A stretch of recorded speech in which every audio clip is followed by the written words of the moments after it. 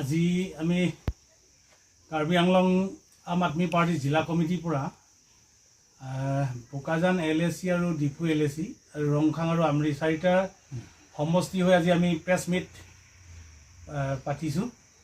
কাৰণ কিয়নো আমি বহুত দিনে আবদ্ধ হৈ আছিলোঁ, যদিও অৰ্গেনাইজিং কামত আমি আছিলোঁ, তথাপি অফিচিয়েলি আজি তাৰিখতে আমাৰ প্ৰেছ মিটটো মুকলি কৰিব বিচাৰিছোঁ। সেয়ে আমাৰ চাৰিটা সমষ্টি ইতিমধ্যে থিৰাং কৰিছোঁ।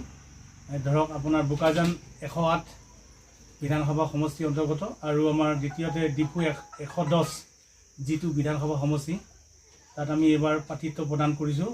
ঠিক তেনে একেদৰে ৱেষ্ট কাৰ্বি আংলঙতো আমি তেনেকৈ প্ৰাৰ্থিত্ব প্ৰদান কৰিছোঁ। ৰংখাং 111 আৰু আমৰি 112 এই চাৰিটা সমষ্টিত আমি প্ৰাৰ্থিত্ব আগবঢ়াইছোঁ। এইবাৰ আপোনালোকৰ যিসকল মই প্ৰথমে ক'ব বিচাৰিছোঁ, আমাৰ অতি শক্তিশালী পাৰ্টি আমাৰ যুৱনেত্ৰী ৰেণুকা টেৰাংপি বোকাজানৰ ৰেণুকা টিমুংপি আমাৰ বোকাজান 108 নং সমষ্টিৰ পৰা তেখেতে প্ৰাৰ্থিত্ব আগবঢ়াব এইবাৰ, আৰু খুব সুন্দৰকৈ তেখেতে জোৰদাৰ লাগি আছে। দ্বিতীয়তে 2 নম্বৰতে ডিফু LAC যিটো 110 সমষ্টিৰ পৰা ব্ৰিজেশ ডিফুচা ডাঙৰীয়াই খেলিব। আমাৰ ডিফুৰ পৰা তেওঁ প্ৰাৰ্থিত্ব লাভ কৰিছে ইতিমধ্যে। আৰু 3 নম্বৰতে আমাৰ ৰংখাং যিটো সমষ্টি আছে, ৰংখাং সমষ্টিটো আগত বৈঠালাংচু আছিল, যদিও এতিয়া ৰংখাং হ'ল। 111 সমষ্টিৰ পৰা খেলিব আমাৰ তেনজিং কাঠাৰ ডাঙৰীয়া। ঠিক একেদৰে আমৰিটো আমাৰ খেলিব আমাৰ অতি শক্তিশালী এজন আমাৰ নেতা, তেখেতে খুব ভাল কাম কৰি আছে। তেখেতৰ নামটো টিংবে, গতিকে তেখেতেও প্ৰাৰ্থিত্ব লাভ কৰিছে। গতিকে আমি চাৰিটা সমষ্টিতে আমি প্ৰাৰ্থিত্ব এবাৰ প্ৰদান কৰিছোঁ। আমি 5টা সমষ্টি হয়, গতিকে এটাত আমি অকণমান সাংগঠনিক দিশত অসুবিধা হোৱাৰ বাবে তথাপিও আমি 2-এদিন ভিতৰত কিবা কৰিব পাৰোঁ নেকি সেইটো আমি চাই আছোঁ।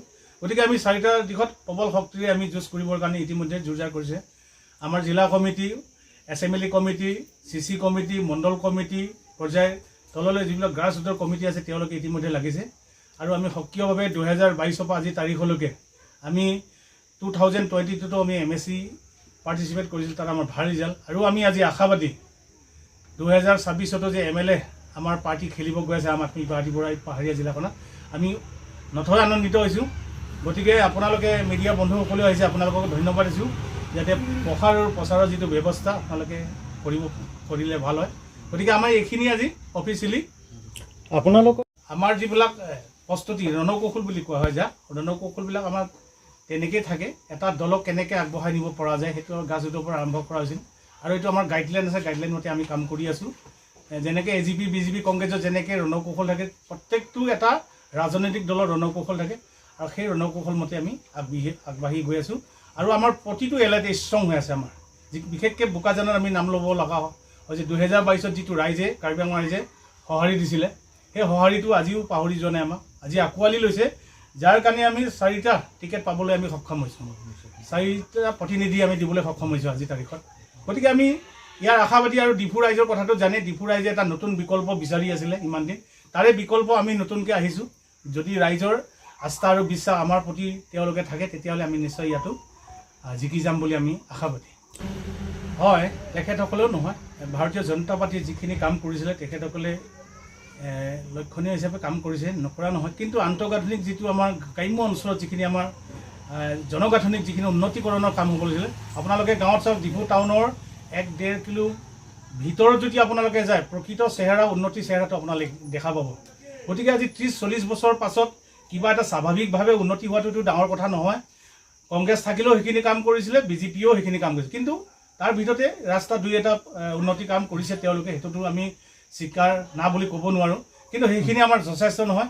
উন্নতি কৰিব লগা বহুত, শিক্ষা দিশত আমি উন্নতি কৰিব লাগিব, স্বাস্থ্য দিশত আমি উন্নতি কৰিব লাগিব, মানৱ জাতিক সম্পদ কেনেকৈ কৰিব লাগিব, সেইখিনি আমাৰ প্ৰতি লক্ষ্য ৰাখি আমি কাম কৰা উচিত। গতিকে আপৰ লগত তুলনা নহয় কিছুমান বস্তু।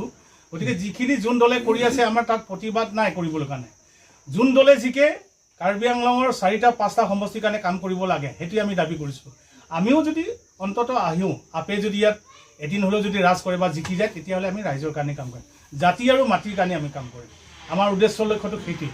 আমি প্ৰাধান্যতা দিছোঁ আমাৰ শিক্ষাৰ ওপৰত, স্বাস্থ্যৰ ওপৰত, বিজুলীৰ ওপৰত, পানীৰ ওপৰত, আজি চাওক বৰ্তমান চৰকাৰখন 10 বছৰ গৰকিলে 10 বছৰ তেওঁলোকে পাৰ হৈ যোৱাৰ পিছত ডিপু টাউনৰ মানুহে পানী হাহাকাৰ আজি আমি এখন চৰকাৰ যেতিয়া গঠন কৰাৰ পাছত পানী আমি খাব পানী কিনি খাব লগা অতি লাজৰ বিষয় পানী কিনি খোৱা এখন চৰকাৰৰ পাছত পানী কিনি খোৱাটো ডাঙৰ কথা পানী আমি তাহানি যুগতে আমি ফ্ৰী পাইছিলোঁ যেতিয়া আমাৰ অতি আদৰৰ চামসিং হাঞ্চি দেৱ আছিল তেওঁ মৃত তেখেতৰ দিনতে আমি কিছুমান পানীৰ সাহায্য এটা পাইছিলোঁ কিন্তু আজি পানী নামত এইখন চৰকাৰ আমি একো পোৱা নাই তথাপিও আমি কিছুমান পদক্ষেপ ল'ম যদি আমাৰ পাৰ্টিটো যদি আমি অন্তত যদি এছেম্বলিলৈকে অন্তত বিধানসভালৈকে যদি আমি এই 2026 যদি আমি অন্তত আমি 20 জন মানুহ যদি আমি কেণ্ডিডেট লৈ যাব পাৰোঁ তেতিয়া আমাৰ উদ্দেশ্যৰ লক্ষ্যখিনি আমি তাত ফাদিল কৰিম আৰু ৰাইজৰ কাৰণে আমি কাম কৰিম সেইখিনি আমাৰ উদ্দেশ্য লক্ষ্য